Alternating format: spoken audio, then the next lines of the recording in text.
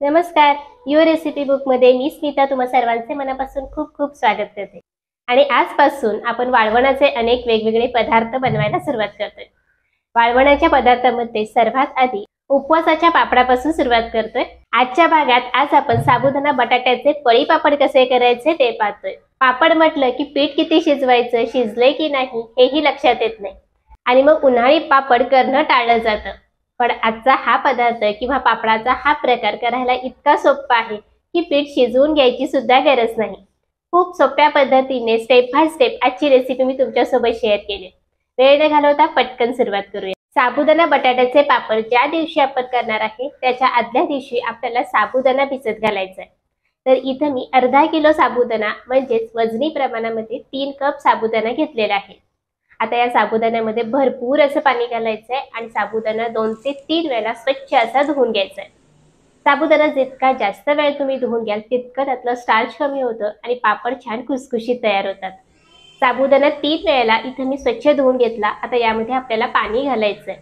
तर पाणी घालत असताना साधं रूम टेम्परेचरचं घालायचं नाही. पाणी आपल्याला गरम करून वापरायचं आहे म्हणजे साबुदाणा अगदी मऊसूत शिजतो आणि नंतर पीठ शिजवून घ्यायची गरज नसते.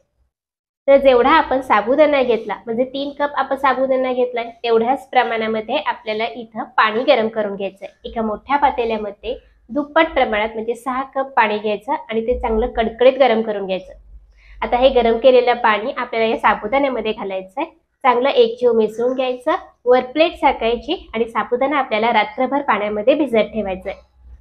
इथं आज आपण अर्धा किलो साबुदाणा वापरून वजनी प्रमाणात हे साबुदाणा बटाट्याचे पळी पापड करतोय. जर तुमच्याकडे वजन काटा नसेल तर तुम्ही मेजरिंग कपने 3 कप साबुदाणा घेतला तर तो बरोबर अर्धा किलो भरतो. वजनी प्रमाणात पण करायचं नाहीये किंवा मेजरिंग कप पण घरी नाहीये तर अशा वेळेला घरातील कोणतीही एक वाटी घेऊन त्या वाटीने साबुदाणा मोजून घेतला तरी चालेल. फक्त ज्या वाटीने तुम्ही साबुदाणा मोजून घेतला त्याच वाटीने तुम्हाला साबुदाण्याच्या दुप्पट पाणी गरम करून भिजवण्यासाठी साबुदाणा ठेवायचा. साबुदाणा रात्रभर भिजवून घेतलेला आहे. आता पुढची प्रोसेस करूया. तर हे बघा साबुदाणा अगदी मऊसूत असा भिजलेला आहे. गरम पाण्यात भिजवलंय त्यामुळे ना वरून नंतर पुन्हा शिजवून घ्यायची गरज नाही. आता हा भिजवून घेतलेला साबुदाणा एकदा खालीवर करून घेऊया.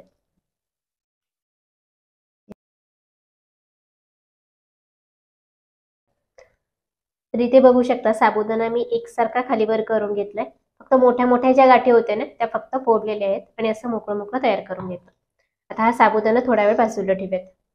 या ठिकाणी 1 किलो बटाटे मी उकडून घेतलेले आहेत. अर्धा किलो आपण साबुदाणा भिजत घातला होता त्यासाठी इथं 1 किलो बटाटे मी कुकरमध्ये उकडून घेतलेले आहेत. बटाटे थोडे मोठे मोठे होते त्यामुळे याच्यामध्ये एका बटाट्यात 2 भाग करून हे मी उकडून घेतलेत. आपण नेहमी बटाट्याच्या भाजीसाठी जसे बटाटे उकडतो ना अगदी त्याच पद्धतीने उकडून घेतलेले आहेत. पण बटाटा उकडत असताना मात्र छान आतपर्यंत शिजला जावा इतका गरगरीत तो उकडून घ्यायचा आहे कारण हे नंतर आपण मिक्सरला फिरवून घेणार आहे. बटाटा थोडा जरी कच्चा राहिला तर त्या कच्च्या बटाट्याच्या तुकड्यामुळे ना पापड आपले थोडेसे लालसर होण्याची शक्यता असते किंवा काळवटण्याची शक्यता असते. त्यामुळे बटाटा चांगला गरगरीत असं शिजवून घ्यायचा आहे. आता हा उकडून घेतलेला जो बटाटा आहे तो आपण थोडासा मॅश करून घेऊयात. बटाटा आपण मिक्सरमध्ये फिरवून घेणार आहे त्यामुळे तुकडे करून घेतले तरी चालतील. पण कसं होतं मिक्सरमध्ये फिरवत असताना ते जास्त लोड होऊ नये यासाठी याला थोडंसं मॅश करून घेऊयात. फोर्कच्या साह्याने असं थोडंसं मॅश करून घ्यायचं. संपूर्ण बटाटा इथे मी थोडासा मॅश करून घेतलेला आहे. इथे दुसरीकडे एका भांड्यामध्ये मी 3 कप म्हणजे सारख्याच कपाने आपण 3 कप पाणी गरम करायला ठेवलंय. पाणी खूप उकळायचं नाही, हलकंसं आपल्याला कोमट करून घ्यायचंय. बघू शकता तुम्ही पाणी थोडंसं कोमट झालंय. यामध्ये मी बोट घालू शकते. हाताला अजिबात चटका बसत नाहीये पण पाणी गरम झाले. आता गॅस बंद करूया. साबुदाणा आपण भिजवून घेतलेला आहे. उकडलेले बटाटे चांगले मॅश करून घेतलेत आणि पाणी थोडंसं कोमट करून घेतलं. आता पुढची प्रोसेस करूया. इथे मी एक मिक्सरचं भांडं घेतलंय. यामध्ये आपल्याला भिजवून घेतलेला साबुदाणा घालायचा आहे. तर साधारण थोडा साबुदाणा मिक्सरच्या भांड्यामध्ये घेऊयात आणि यातला थोडासा बटाटा यामध्ये घालायचा.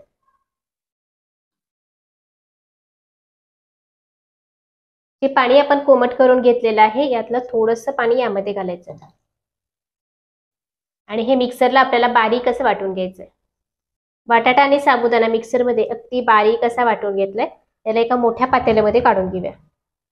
तर इथं पहिल्या बॅचचे आपले साबुदाणा आणि बटाटा वाटून घेतलेले आहेत.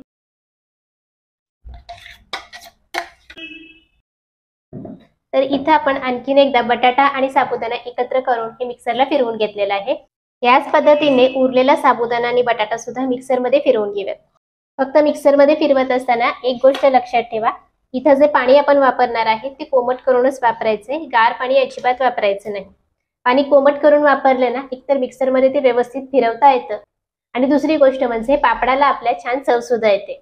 तर आता थोडं थोडं करून हे मिश्रण मिक्सरमध्ये फिरवून घेऊयात.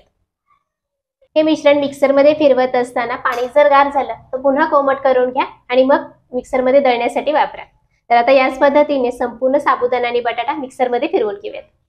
तर इथं आपलं संपूर्ण बॅटर तयार करून घेतलेलं आहे मी, हे बघा. तर या पद्धतीनं असं हे आपण साबुदाणा आणि बटाट्याचं मिश्रण तयार करून घेतलं. अगदी बारीक असं याला मी दळून घेतलंय. थोडेफार साबुदाण्याचे मोठे चंक्स राहिले ना तरी चालते.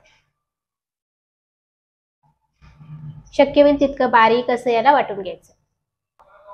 आता हे मिश्रण बारीक करत असताना मला सारख्याच कपाने 5 कप पाणी लागलं. प्रत्येक वेळेला पाणी मी गरम करून घेतलं आणि मग मिक्सरमध्ये वाटण्यासाठी वापरलेलं आहे. पाणी गरम करताना खूप कडकडीत नका गरम करू, कारण खूप कडकडीत गरम पाणी केलं ना तर मिक्सरचं झाकण उडण्याची शक्यता असते आणि अगदीच कोमट ठेवलं तर मिश्रण व्यवस्थित बारीक होणार नाही.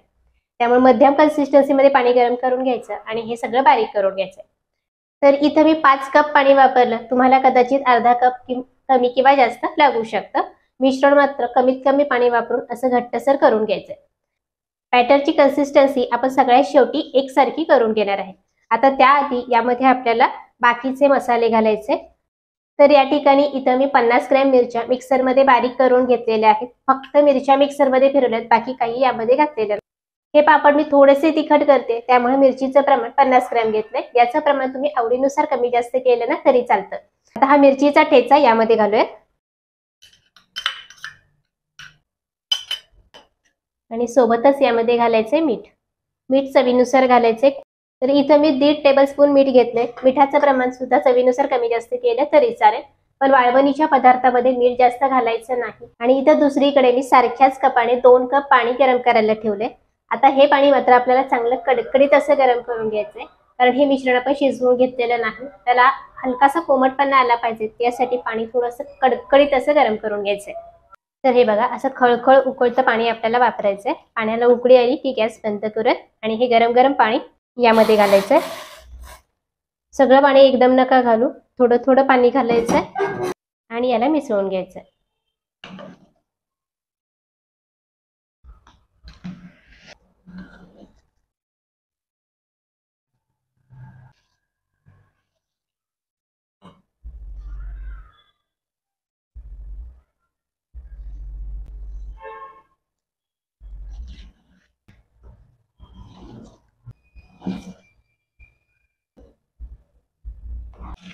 तर इथं आपलं उपवासाचे साबुदाणा बटाटा पापड घालण्यासाठी मिश्रण तयार झालंय. आता हे परफेक्ट झाले कसं ओळखायचं, तर एखादं ताट घ्यायचं आणि या ताटावरती थोडंसं मिश्रण घालून बघायचं. मिश्रण एका ताटावर काढून बघायचंय आणि याला थोडंसं पसरून घ्यायचं. हे पहा, याला पसरणं अगदी सोपं जातंय, म्हणजे हे मिश्रण घट्ट नाहीये. आणि हे ताट असं वाकडं जरी केलं तरी याला कुठेच कडेनं भरंगळा येत नाही, म्हणजे मिश्रण खूप पातळ पण झालेलं नाही. अगदी परफेक्ट कन्सिस्टन्सीमध्ये हे मिश्रण आपलं तयार झालं. लगेच पापड करायला घेऊयात. आता मी त्यातलं थोडंसं मिश्रण एका छोट्या भांड्यामध्ये काढून घेते.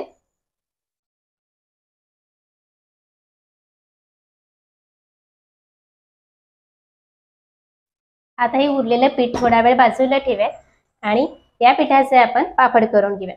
पापड घालण्यासाठी इथं मी एक प्लास्टिकचा पेपर घेतलाय. याला हलकंसं तेल लावलंय. तेल खूप जास्त लावायचं नाही. वाळवणीचे कोणतेही पदार्थ बनवत असताना प्लास्टिकला खूप जास्त तेल लावायचं नाही, कारण हे पापड जे आहेत ते आपण वर्षभर साठवून ठेवतो आणि जर तेल जास्त वापरलं तर तेलाचा नंतर उग्र वास येतो. म्हणून खूप तेल लावायचं नाही. अगदी 2 थेंब तेल ही संपूर्ण प्लास्टिकला लावून घेतले. आता याचे पापड घालून घेऊ. इथं मी एक छोटी पळी घेतली. त्या पळीनं एक पळीभर मिश्रण प्लास्टिक वरती घालायचंय आणि हलक्या हाताने पसरून याला गोलाकार आकार द्यायचा आहे. पापड करत असताना खूप पातळ पण करायचं नाही आणि खूप जाड पण ठेवायचं नाही. खूप पातळ जर तुम्ही पापड घातला तर तो वाळल्यानंतर अजून पातळ होतो आणि मग त्याचे तुकडे पडतात. खूप जाड पापड घातला तर तो व्यवस्थित वाळला जात नाही. याच पद्धतीने बाकीचे पापड सुद्धा करून घेऊयात. तर हे पहा, इथं मी संपूर्ण पापड घालून घेतले. खूप जाड नाही, खूप पातळ नाही, मध्यम आकारामध्ये सगळे पापड तयार करून घेतले. साबुदाणा बटाट्याचे पळी पापड आपण चांगले वाळवून घेतलेले आहेत. छान कुरकुरीत असे वाळलेले आहेत. पहिला एक दिवस मी सकाळी घरामध्ये सुकवून घेतले. एक थोडा वेळ सुकल्यानंतर पलटून घ्यायचे आणि पुन्हा हवेला सुकवून घेतले. दुसऱ्या दिवशी मात्र याला उन्हामध्ये चांगलं एक कडकडीत ऊन देऊन घेतलं, म्हणजे ना हे पापड वर्षभर चांगले टिकतात, अजिबात खराब होत नाही.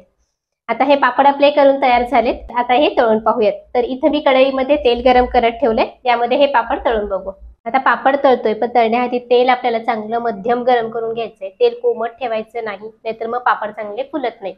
तेल मध्यम चांगलं कडकडीत गरम झालं की यामध्ये आपल्याला पापड सोडायचंय.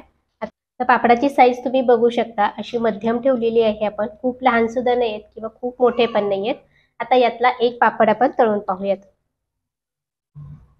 तर तेल चांगलं गरम झाले, यामध्ये पापड सोडत आणि तळून घेऊयात. हे बघा, चिकन फुललेलं आहे.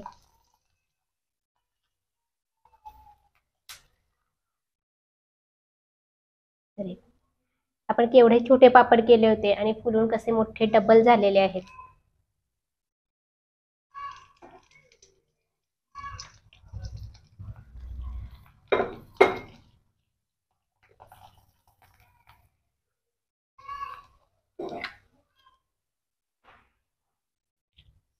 याच पद्धतीने मी आणखीन एक पापड तुम्हाला तळून दाखवते. हे बघू शकता तुम्ही, पापड तेलात घातल्या पटकन फुलून दुप्पट होताना तुम्हाला दिसत असेल.